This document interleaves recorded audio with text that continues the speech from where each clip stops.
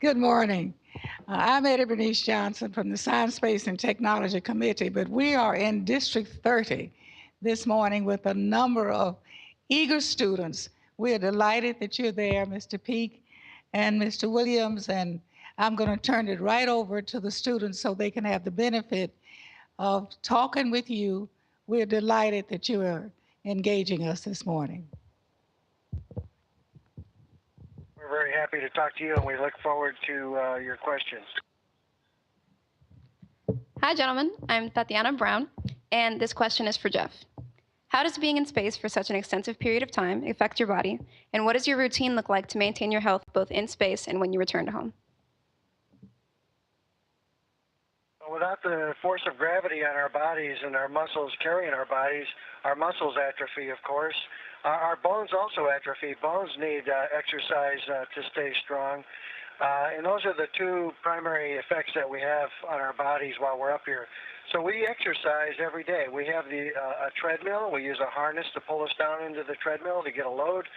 We have a cycle ergometer, so it's very similar to getting on a bicycle and getting exercise that way.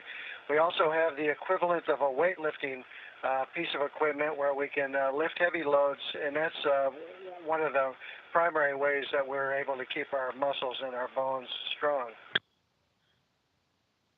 So when you return to Earth, do you have to do similar exercises? We go through a rehabilitation or a reconditioning program. It's typically 45 days, sometimes longer, sometimes shorter, working with a trainer to regain our full strength and flexibility, as well as our sense of balance. Balance is another thing that we have to regain once we get back. Thank you very much, sir. Hello, hello, gentlemen. My name is Steven Sanders. I go to Duncanville ISD. And I do want to, this question is going towards Tim. And Tim, I want to say I'm sorry in advance because I was reading William Shakespeare before I wrote this down. My question is, has living in outer space and conducting scientific experiments heightened and strengthened your appreciation for life? And if so, in what ways? Stephen and everyone else there at Dallas. It's great to be talking to you today. Well, that's a very deep question to start things off with today. But no, it's a good question. I don't think being in space has changed my appreciation for life. I think I had a very high appreciation of life before I started on this extraordinary journey. But what it does give you being in space, it gives you different perspective. And looking down on the planet, seeing our atmosphere, seeing how thin and fragile that atmosphere is, and seeing the planet even change through the seasons just since I've been up here. And I've seen the northern hemisphere go from winter to spring and now into summer. And it gives you a very different perspective on the planet, and it makes you appreciate what a beautiful planet we have and how we have to look after it. Thank you, Tim. Hello. Hello. My name is Tyron Criddle from Lancaster High School, and my question is for Jeff. Robotics, in my district, we have robotics clubs for even elementary students. How does studying robotics at an early age benefit going on missions like these? Well, I think studying things like robotics certainly could benefit anybody that has an interest in that, and it sounds like you have an interest, so I would encourage you to continue working in it. Robotics is a big part of life nowadays, and it's going to only grow in its importance with lots of different applications across many disciplines.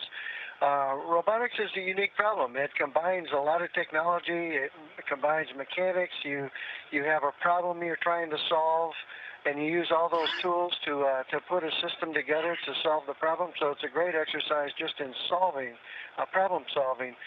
So I would certainly encourage you to continue that, especially if you have an interest in it. That interest, assuming you have it, it needs to be fostered, and that's how we learn in our early years what we might want to do for the rest of our life and dedicate our life's purpose toward. Thank you. Hello, gentlemen. I'm Mariah Chavez from the Grand Prairie Collegiate Institute, and this question is for Tim. Could you please explain what your first experience in space was like? Yeah, what a great question. My first experience of space was one of euphoria because it happened at sort of 8 minutes, 48 seconds after launch when the main engines of the Soyuz third stage cut out, and you get a very big jolt forward in the seat when that happens. And that's at the point where you know that you're in space and you're in microgravity. And looking out the window, we were launched into orbit. And looking out the window, I saw my first moonrise very soon after orbital insertion. And then, of course, shortly after that, I saw my first sunrise out of my Soyuz right-hand seat window. And it was just the most exhilarating feeling to unloosen your buckles, your harness, and to be able to float in your seat and to be able to look out on planet Earth as we made that very first orbit. For me, my very first orbit of planet Earth. Most exhilarating experience ever. Thank you. Hi, my name is Jordan Cheatham, and this question is for Jeff. How often does a cargo ship resupply the ISS, and are you allowed to make special requests such as your favorite chocolate? Actually, we get cargo ships 6 or 8 or 9 times a year of different types. Right now, we currently have 4 cargo ships either docked or berthed to the space station. We've got 2 Russian cargo ships, Progresses, and they have historically flown about 4 times a year. We're going down to about 3 times a year for a Progress. We also have a Cygnus. Orbital Corporation has provided that. And that flies a couple times a year. And then we have a Dragon supply ship, and that flies 2 or 3 times a year. We also have had supply ships from the Japanese Space Agency as well as the European Space Agency. Can we make special requests? Sure. We get some fresh food and vegetables, fruits and vegetables, which is always a treat because we don't get that being up here. We have to eat it pretty quickly before it goes bad. And we also, believe it or not, on this last Dragon, we got some ice cream sent up for us, and we have that in the freezer, and we're enjoying that as we go over the couple weeks, I guess. Thank you. Hi, I'm Camden from Cedar Hill. My question's for Tim, and my question is it hard to juggle your personal life with your professional life with such a busy profession? Hi, Camden. That's a good question to ask, and yes, it is hard. We spend a lot of time away, obviously not just the 6 months that we're on board the space station, but for the 6 years I was in training for this mission, I was probably away from home about 50% of the time. But you know that when you undertake this job, and it is a sacrifice that you make, but in terms of the privilege of going into space, it's really something that you do as a family. And I'm very lucky, very fortunate that my family is incredibly supportive of what I do, and they understand the value and the benefit of what we're all doing in the research for space exploration and human spaceflight. So yes, there are sacrifices to be made, but I think they're very much worth it. Thank you. Hello, I'm Enrique Loaiza from the Grand Prairie Collegiate Institute. My question is for Jeff. Today, what do you feel has been your biggest accomplishment or breakthrough on your mission? Oh, I don't know if I've had a significant accomplishment or breakthrough on my mission. I would say that the biggest accomplishment and breakthrough is for the entire international team, the program, in assembling and building this magnificent orbital outpost we call the International Space Station. If you look at it historically, it was really the biggest human achievement ever in history and continues to be, just running and maintain it. Of course, it is an orbiting laboratory, so we're doing a lot of research across the whole disciplines of science And I could spend a lot of time talking about the research that's going on here and has gone on here over the last 15 plus years. But I would encourage you to spend some time on the website doing that. But I would say the space station is the biggest accomplishment of this international team. Thank you. Hello, I'm Estrella Villa, and my question is for Tim. What's the most challenging part about being an astronaut? Wow, there are several challenging things about being an astronaut. For me, one of them in the early days was certainly learning the Russian language, as Jeff just mentioned there. You know, this is very much an international space station with an international crew, and speaking Russian so that we can not just work professionally with our Russian colleagues, but also be able to socialize with our Russian colleagues is very important. That's certainly a challenge. But I also think that as a crew member on board the space station, you have to be a little bit of a jack of all trades. And there are many trades you need to know. Obviously, we have a fantastic ground support team to help us out with all of the problems that we might encounter up here on the space station. But we need to try and retain as much information as we can to help us through our mission. And so I think that's also a challenge for astronauts, is the retention of all the information as we go through our training. Thank you. Good morning, my name is Kaven Maple, and this question is also for Tim. How can schools share ideas for experiments and other innovations to be considered on the space station?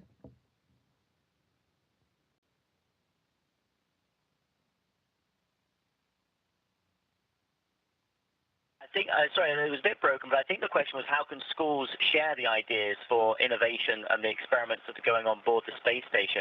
And as Jeff kind of pointed out earlier, there's a fantastic amount of information on the website about the scientific research that we're doing up here on board the space station, but also the educational outreach programs that we have running.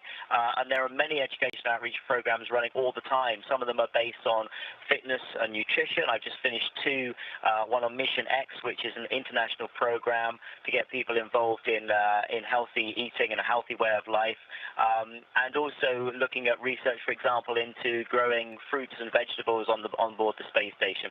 So I would encourage anybody to look online at these resources, and that's a wonderful way of getting in touch with other schools who might be doing similar projects to you and to be able to share that kind of information.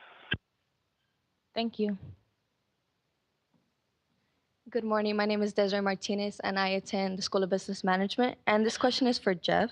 I read that it takes 6 hours to get to the ISS. When you're launched, what are some things you do during your flight, and can you move around? Yeah, for that 6-hour Sony flight, it used to be 2 days, and then 2 days we could get up out of our seats and spend some time in what we call the habitation module, where we could eat. And take a couple of naps during the journey here. But now we're doing a 6-hour rendezvous. You do get a chance to get out of the seat, maybe, not everybody does, but maybe one time to take a break for 10 or 15 minutes. But other than that, you're in your seat and you're doing a variety of orbital burns or firing of the main engine to adjust the orbit so that we set up our rendezvous with the space station. So it's a pretty busy 6 hours. Thank you. Hello, my name is Zoe Romo from Duncanville High School, and my question is for Tim. What is the most important research finding that you have discovered since being on the International Space Station? Hi, Zoe. Well, you know, we have about 250, in fact, just a little bit more than 250 experiments during Expedition 46 and 47. So there's an awful lot of science going on. And the results of a lot of that science we won't know for a number of years to come yet, because we need to increase the number of experiments we run so that we have a good data set to draw conclusions from. So it's very difficult to say what are the immediate conclusions of the science I've been doing on board the space station. What I can tell you is what I've noticed in my own body, and of course about 30 experiments I'm doing just on myself as human life science experiments. And it's very easy to notice the physical changes in the first 2 weeks of coming to space, a very immediate change, a body shift of fluids up to the chest, very puffy-faced. I felt very full-headed, like I had a blocked-up nose, increased intracranial pressure, and you notice straight away that your blood pressure drops, your heart rate drops, and your body goes through this incredible change and acclimatization to spaceflight. As Jeff mentioned earlier, our muscles atrophy, our bone atrophies, and slowly over time also in some astronauts our eyesight changes as well. And so it's incredible to notice all of these changes. In many ways it's remarkable how efficient and how effective the human body is at adapting to new environments. Of course, on the downside is we have to readapt to come back to planet Earth and the 1G environment for myself in about 8 weeks' time. Thank you. Hello, my name is Jose Balon, and I'm from Grand Prairie Collegiate Institute. And this question is for Jeff. What kind of education and training did you go through to reach the position you are in today? If you go across the Corps of Astronauts, about half of them are military. I'm military, and I've got a education in engineering, and most of us have education in engineering. But then the other half of the Corps, historically, of U.S. astronauts, have had education in different sciences, or medical doctors, or even a few educators, school teachers. So we've got representation from across the technical and engineering and scientific spectrum. Those educational fields give you the background to at least make you eligible for the job. Thank you. Hi, I'm Beijing Dewan, and this question is for Tim. What is the protocol for someone who becomes ill or injured on the spacecraft? A really good question, and one that's obviously taken very seriously, and it really depends on the urgency of the situation. If it's something fairly minor, then we'll consult with our flight surgeon and we'll be able to treat whatever it is. We have a number of medications on board that we can use. We're also quite highly trained in terms of first aid, and we're able to respond to a number of different situations up here. But with the help of our flight surgeon teams on the ground in mission control, we would be able to treat a number of different situations to quite a high level. If you notch it up one stage and something was really serious, then of course the program could even consider returning a crew member back to planet Earth. We have our Soyuz spacecraft remains docked with us for the entire duration of our 6-month mission, and should that crew of 3 need to go back to Earth for any reason, then they could always utilize that option. Thank you. Hi, I'm Clyde Swan, and my question is for Jeff. What is the best possible advice that you can give a person? Well, I guess I would say to explore your interest and develop your interest and work hard and study hard and all those things that you hear all the time. But everybody has a different slant on things, a different interest that develop into passions.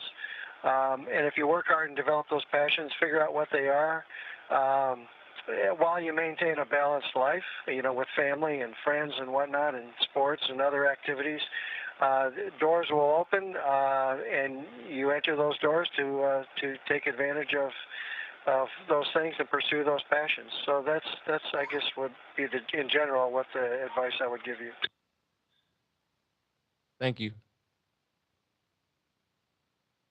Good morning. I'm Ben Mackey. I'm the principal of the School for the Talented and Gifted here. We thank you for being on with us. We're told you got 1 minute left. Is there anything else y'all would like to say to our wonderful students, faculty, and all the guests that we have here today? Well, I know you're in a magnet school there, and so I know that the students are selected for the programs there. I want to congratulate them on their achievement and being selected for the programs there. I've been very impressed with what I've read about the program that you have there that covers the Dallas area. So I would encourage the students to continue working hard, and as I said earlier, pursue the passions as they develop. I also want to take a moment to thank the educators and the staff that are present there. My father was a school teacher for almost 40 years, so I know what the investment means to people. I often hear from folks the impact that my father made in people's lives, so I know that you're impacting lives, so thank you for that. Thank you so much. Good luck with the rest of your mission. We'll see you on Earth soon.